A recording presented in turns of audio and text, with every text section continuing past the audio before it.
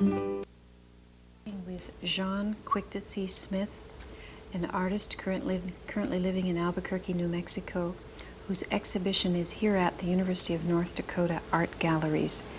It's finally springtime, April 17th, 1979. Welcome to North Dakota, Jaune. This is your first trip? Yes.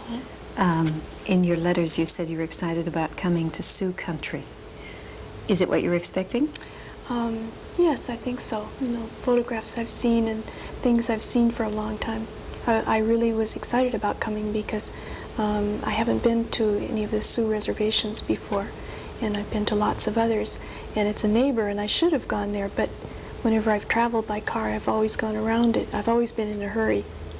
I mean, I've always had to go someplace and I had to get back or something, and so I never got to go there before. And so this is a really big event for me to come here. It's too bad we're in the middle of the Red River Valley and not over on a reservation 100 miles west of here. You're here for the Indian Time Out, which is the one time during the year when Native Americans spotlight their own culture. Now, your artwork in this exhibition, principally drawings and paintings, certainly draw from that culture. Mm-hmm. Why don't you give us a quick rundown on where you come from and your background and where you grew up and your tribes and that kind of thing? Well, I'm from the Flathead Reservation, and I'm listed there as a... Browning, Montana, right? No, in Flathead Lake. Okay. Which is south of Browning, by a couple of hours or an hour or something. It's south of there, and it lies right on Flathead Lake, the reservation. And I was born there, and I'm registered there, but my grandfather was Cree, and my grandmother was Shoshone, and so I'm not really Flathead, but it makes it much easier because I'm registered as Flathead Kootenai, so that's why I use that. But I lived there for a while, and then I lived on the Hoopa in Northern California, and then we lived on the Nisqually, and lived on the Hole for a while, and I lived all over Washington State in about 20-some places. And lived in Texas for a while, and Boston for a while, and I'm in Albuquerque right now. Why were you moving so much? It seems like it's an old trend to move around a lot. My father was a horse trader, and we moved. If he thought there was better business somewhere down the road, we moved. Or if he decided to go follow rodeos for the summer, we moved again. And so, my father wasn't literate, and so we sort of had to do things that he did to make a living. And then when I got older, I guess you just get in the habit of moving a lot. You know, it's like the bear who goes over the mountain. Or you go over and you go back and you go over and back. Yeah, you just do that. I think I think all the northern Indian people have this. I mean, we do this a lot. Historically, everyone I've run into. Yeah. They have always, or since the days of the buffalo and the horse, they have moved. Yeah. Yeah, I think it's a real pattern to do that. Are you an urban Indian? Would you call yourself an urban Indian? Now, I guess I would have to call myself that, and it's funny because in my group, the Great Canyon people, we've been asked, are you an urban Indian?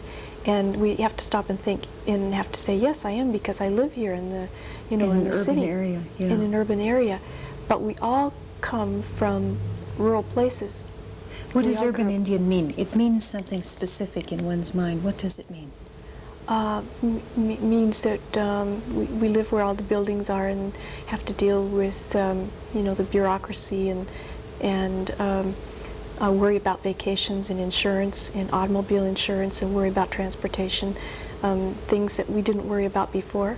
So does that make you closer to the white world? Yes, it does. I always wish that up north we had a word. We don't have a word other than white or non-Indian. They use like Anglo in the south. They use Anglo. I think it's a nice word, but or anglicized or Anglo-Saxon. But I notice in among the Indian people, when we're talking by ourselves, we use that same word. And White yet or many Anglo? of us are probably white. White. Yeah, and many of us are probably not as dark as maybe an Italian from southern Italy or something, you know. Right. So it really is not. Oh, you're darker. It's not. It's probably not a very good word. We need to find something else. Another one we use is the dominant society.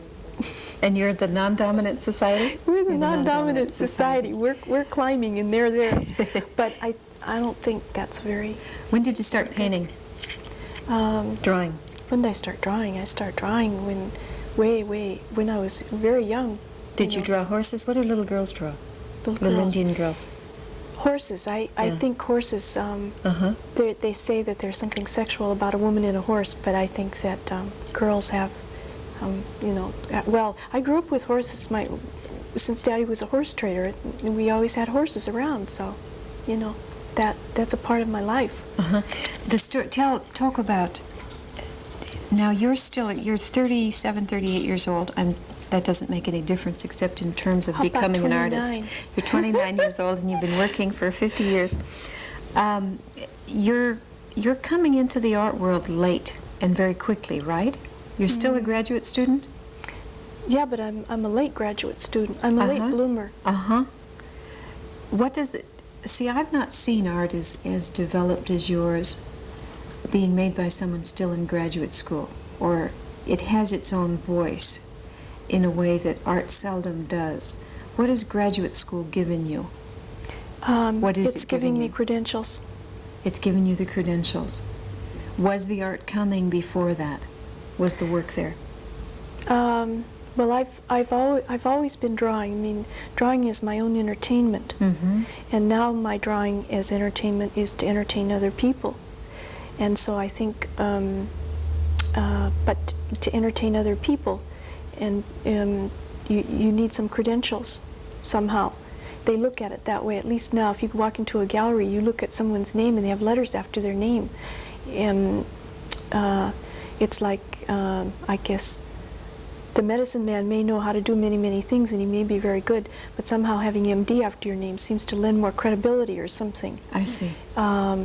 So, you know, there aren't very many artists, I think, around who are in the really good galleries who don't have letters after their name. Maybe that's, well, no, I don't know. I think that might, look at Fritz, he's got an MFA. Gorman, I think, has a degree. Yeah, yeah. The only ones who don't maybe are like some of the older Indian people who went through the institute or something. But even they have that. That's those to are have studied credentials. that, it puts Right. it in a place. And it seems to make people believe in you more. And if you are going to do it as a business, as a serious business, and I'm very serious about it, that I don't want to be a waitress anymore. I don't want to do jobs like that anymore. So I think if you're serious about it, then you need to follow some of the rules of that world. And it seems to be that having the credentials to go along with it, who buys your work, who invests in your work, and if you can use some people, some museums. Yeah, collectors are starting to buy yours, aren't they? Yes. You're selling very, very well right now. Yeah. Yeah, it's marvelous, partly because you've kept your prices still within a range that people can buy. On purpose. Yeah, I was reading the other night, and the bookmarker in the book was this folded piece of paper, and I opened it up, and it was the price list from the show last summer at the Wheelwright Museum. And it starts out $5,000, and the next artist $3,000, the next artist, back up to $4,000, and then Jaune Quick to See Smith, $125, $125. And I just laughed because it's certainly your attitude. Well, I think part of that was that I was newer than the other people that were there. The other people that were there were known to collectors. And so that was one reason. The other reason was that when I started into the market, I talked it over with Bill at the Clark Benton Gallery, and we decided that it would be much better if we started into the market at a very low, reasonable price. Not too low, but at a low, reasonable price, and then maintain that price for a series of months. You're also very prolific. Yes. You can turn it out, yeah. Yeah. But each piece has its own character in a sense, you know, sure. that even though it's done in a series.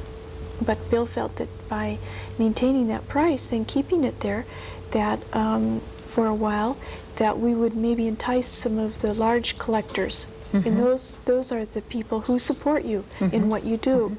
It isn't the small gallery on a side street who sells one piece to someone who gets off a Greyhound bus who's going to who's going to help support me in what I do.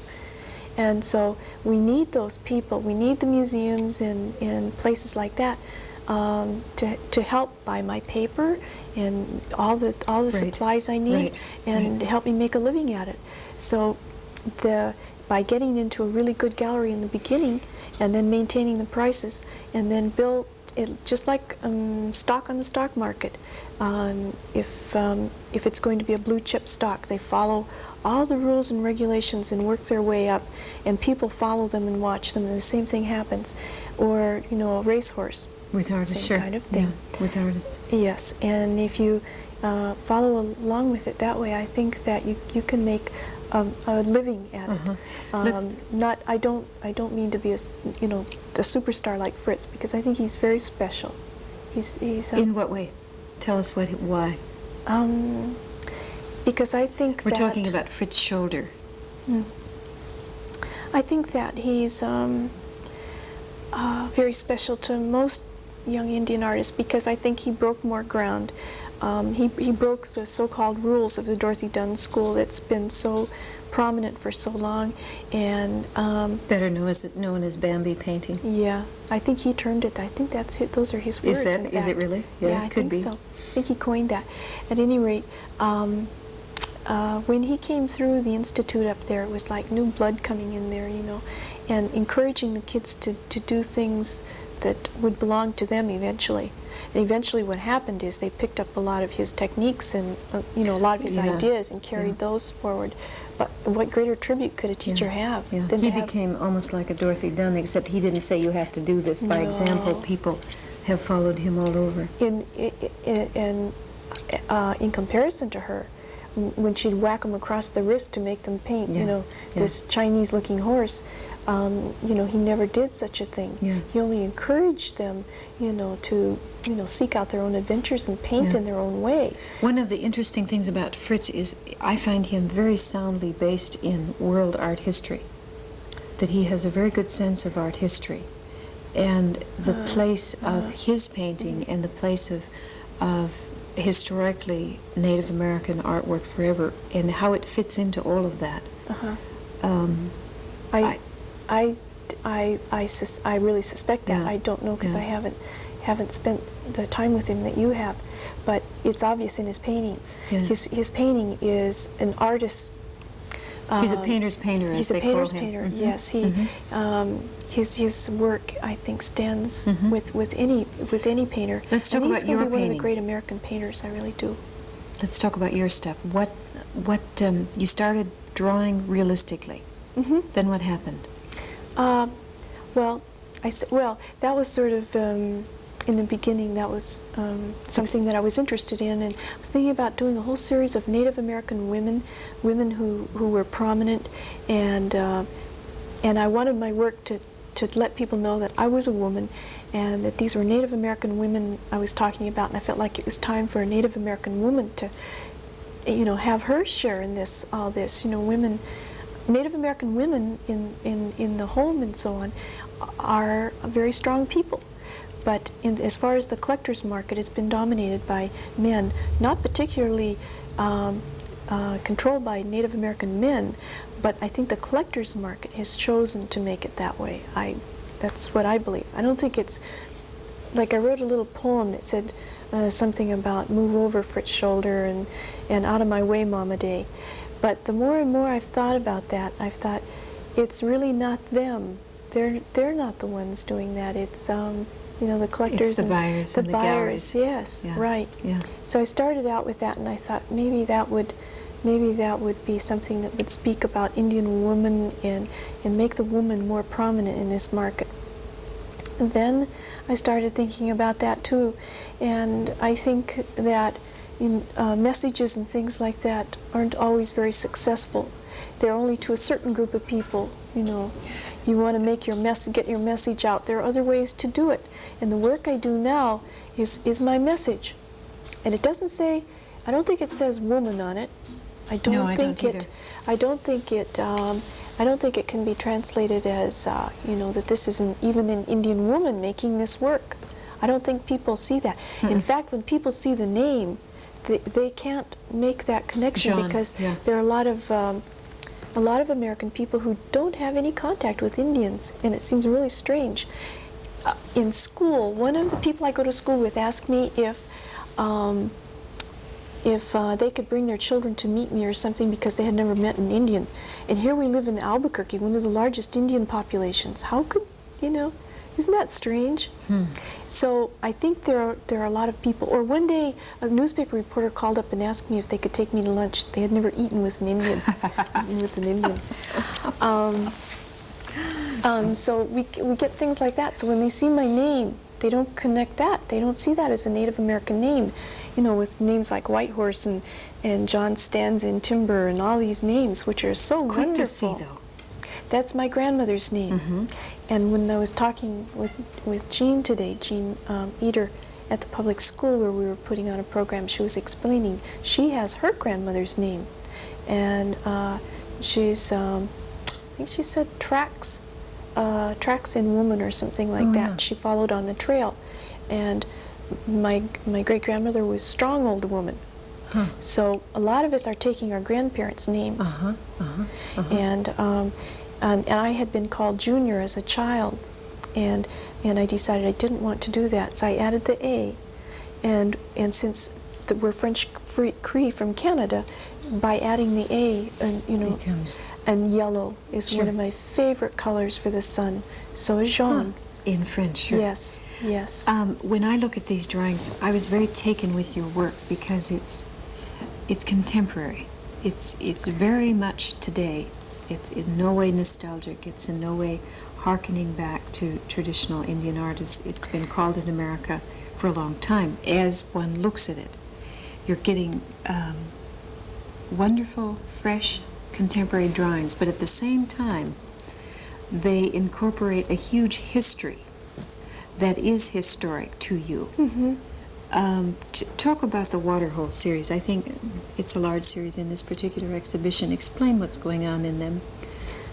Well, through a lot of struggle trying to figure out, so, you know, my own mind, where do I fit? And after I got through the thing about making political statements, and got through that, and then in wanting to develop my own work, and not wanting to mimic other Native American peoples. I went through my Fritz Shoulder period too. I think we all did. Those. Yeah. I think we've all done that, and then getting through that, then I decided that it had to be something that really meant something to me, and the prairie means so much to me. It's really, it just has captured my soul, and I think for many other Indian people who come from prairie areas, that it's something that haunts you, and you go to the city and you daydream about it, and it's for anyone who has a land anywhere, especially if you're land-based, if the land has come to mean so much to you, if you've had to live on it, and you've had to grow crops on it, or you've had to eat from the land and all that, it's very meaningful. And so, and then the gestural marks is something that comes very naturally, I think. And so, put that together, and I started out with the grass series that you saw yesterday, and I still didn't get rid of the political part because I had to put the barbed wire on the grass series and mark off the land. And now there are fences and things, but they're not barbed wire anymore, so it's a much softer statement now. And then the historical part goes back to petroglyphs and cave paintings and you know, carvings in rock and things like that I've studied really a lot. I mean, actually gone out to sites to see them. And then, you know, going back through the reference books and things on even Aboriginal things from Australia, South America. And the wonderful thing about it is that there's a lot of universal language there that speaks to many peoples. And so what really makes me feel good about it is that maybe a person in China would look at it and say, oh, there's a trail or something, Sure, or the circles, there's a mapping mark. A mapping mark, Yeah. the sky marks, the animal marks. You're right. Yeah, Yeah, you're right. and that's what the water hole is about. I had done a kind of, they weren't really traditional, but more traditional kind of landscapes a little bit with a prairie. Then now with the symbols, I wanted to break it up into an abstract way, and I've done a lot. I know a lot about European art history, and I've studied that a lot. And I've done a lot of study of the Cubist period, and the other European painters, and Hans Hofmann, and many people like that, just like Fritz did with Francis Bacon, and the Bay Area painters, and then you put all of this together. It kind of comes together. The knowledge does, but then the final piece of it is kind of a natural thing that happens. It's like feeding all this data into a computer, and then you push the button. And Yes, I've fed all this information into my head. Hours and hours and hours I've spent on it, and pushed as hard as I could go. And then it's like the final result is when you pick up the pencil, and a rhythm takes over. It's almost like a hypnotic kind of thing. All of this stuff flows out of you in that kind of way. And so I think in the work has a kind of a fluid look to it, a spontaneous look to it. It's not the work of a child or someone who's naive. Oh, right. At no, all. It isn't. And so I think when someone looks at the composition or something, they know that it's someone who's studied. And that man yesterday asked me, well, how do I know that you just didn't you didn't study anywhere, and you just this is very childlike or something?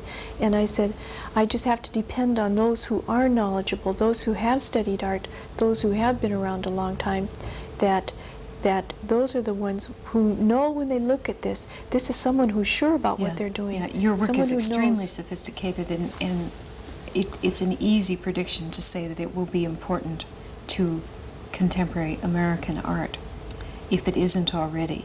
Well, and it certainly is important to what's happening with Native American art. Now, one of the things about you that I find very interesting is the role you've assumed in relationship to other artists. Yeah. Tell us about, is it the Great Canyon group? Yeah. Tell us. I'm the Mother Superior. You're the Mother Superior, you're right. Well, I guess because I'm older, 29's That's not one so thing. old. Yeah, 29 is nice, isn't it? But I think, well, when I first came to Albuquerque, I was new there. I mean, I didn't know anyone. And I came into a class, and there was one Indian woman. And Emmy and I stuck together through the semester. And Emmy had a lot of problems with this urban thing that we mentioned earlier. And so there was a real need for us to be friends. One was that I had come from Boston, and I really needed to be with Indian people, and I really missed them. And the other one was that Emmy, she needed help with school too. It was very difficult for her. She has a language barrier as well, which I don't have. And so that was my first friend there. She speaks Navajo, right?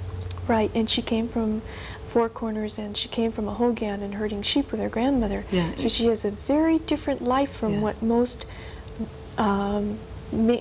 regular American people have in a city or a country setting. Her life is very different, and the teachers didn't have a lot of patience with her, and so these things started to bother me a lot. And because when I first went to college, when I was 18, I had problems, and very similar to Emmy's, and I had terrible struggles with school, and there was no one to give me any help. Where were you, in Montana? And I went in Washington State, in Bremerton, in the junior college, and there were no Indian people. Oh, there was one Indian guy, and he used to follow me around, but his car smelled so bad of beer I wouldn't get in his car. And that was it. There were the two of us, But my grades went down and down and down, and I think they feel that you just don't have the mental capability, and I flunked many classes like Emmy did and everything. And it's taken me longer. So that's why I think that we are late bloomers in that sense. I mean, we're catching up to all the things that are going on around here. And like the word vacation wasn't a word that I knew when I was a kid. We didn't have vacations. We didn't have insurance and things like that. I don't agree that you're catching up. I think that you're bringing something. You've spent those years doing something else, and now you're doing this. And other people did this earlier, but what you're bringing in from the other years is what's making your art important today. It's helping me a lot. That you spent those other years in a better way than... Not better. In a more... Different. Different, Yeah. but also it's a fertile time, or it was a fertile time, in terms of producing art later on. Well, at the time I didn't look at it that way because it made things very difficult for me to deal with, other things. But now, those experiences, I can put this together, what I've learned on all my travels, and knowing where I came from and Sure. how I had to deal with things. So now I can understand where Emmy's at. And then one of my teachers from New York said, why don't you, she says, why don't you start an Indian group here? And I said, there are 3 of us. I mean, can't start a group with that. And she said, I'll tell you if there are any in my classes. And so one day another guy came to me, Paul Willetto, who's pretty well known in the Southwest now for his sculpture. And he said, I hear you're starting an Indian movement. And I just laughed at him and I said, oh, who told you that? And he said, this teacher had said that. And I said, we can't do that. There aren't enough people here. And he said, well, I really need to be with some Indian artists, some Indian people here at school. And he said, do you think we could have coffee together once in a while? And I said, sure, we could do that. He said, why don't you see if you could bring any more Indian people, and I'll see if I can. And I said, okay, give me a week. And nobody has telephones, so you leave notes on doors and you run messages around. So I said, give me a week, and I took his address, and in a week's time, I could think of several other Indian people that I had met in the community or something. So I did this, and I brought them together, and the initial ones we brought together are still together. There were 6 of you? 7 of you? There were 6 of us at that time, and now there are 8 of us. And those same people, we've been together over a year, or almost a year and a half now. And you're all doing contemporary art? Yes. What we would call contemporary art? Yes. Some of you are still students, some of you are not? Well, yeah. And you show together as a group? Well, everybody is graduating sometime this summer or this fall. We all are. Yeah. So that we all have either BAs, BFAs, MAs. MA, I'm the highest. You're the highest because you're the oldest. But that's right, because I'm the oldest, yeah. Now, what's going to happen when all these people leave? Do you see the group continuing?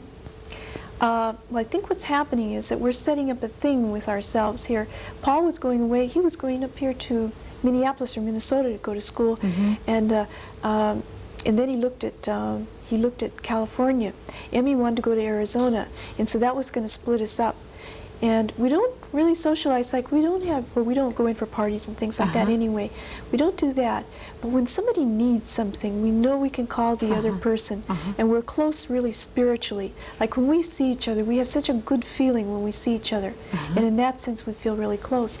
So then Paul came one day and he said, I don't think I'm going away to school. I think I'm going to school here, and I think I'm going to buy a house and settle down here. And he would never say to me, I would miss you guys too much, and I've found another way now so that we can maybe stay together. But this has a thing behind it. Emmy's having second thoughts about leaving, and I think it's that the group means an awful lot to us. It's supportive in our work. We support each other in our work. We look at our work. We critique our work. And we uphold each other's right to do what we want to do. And in little things that have come up in the university, also with the instructors, you've supported each other. We've helped each other. Yeah, we're running out of time. I'm glad to have you here. I'm not going to predict, but I'm sure that I'm going to see your work for a long time in many, many places. It's been a pleasure, Jaune. Thank you. Thank you.